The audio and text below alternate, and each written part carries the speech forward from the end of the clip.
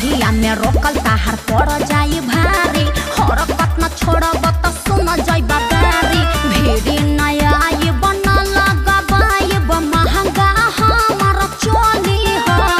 भीड़ी नया ये बना लगाबाइब यार महंगा हमारा चोली ह गोरी आज भर डाले त होली ह आजी कत बुझाई त बोली ह गोरी आज भर डाले त होली ह आजी कत बुझाई त बोली ह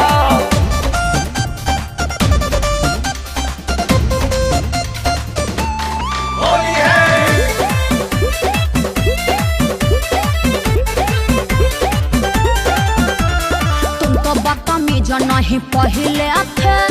पढ़े लिखे में ध्यान धैले थे होली में इतना बदल जाओगे तुमसे उम्मीद नहीं कोइले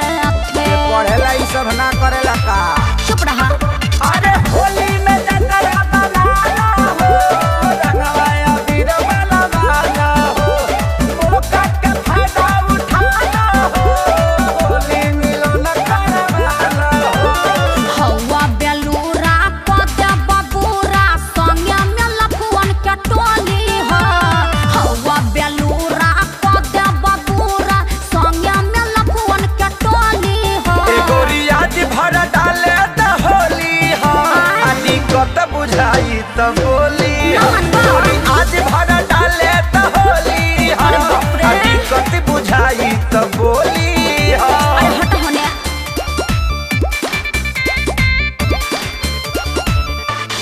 होली है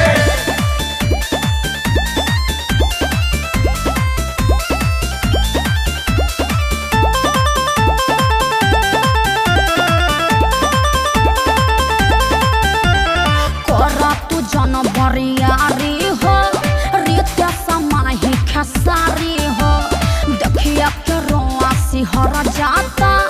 तोहर मोटा तू चकारी हो चाइना वाला ना हके हाथी है से डराता हाँ हो डर लगता सुनाए पाया रानी हो होली में काना न गानी हो काहे फेरो ना आई जवानी हो खेली ला तू रंग पानी हो हमरो दीवाना मजनू के नाना बाउर तोहर बोली हो हमरो दीवाना मजनू के नाना बाउर तोहर बोली हो गोरी आज भर डाले त होली हो आदि कत बुझाई त बोली हो गोरी आज भर डाले त होली हो आदि कत बुझाई त बोली हो अच्छा ठीक बा लगा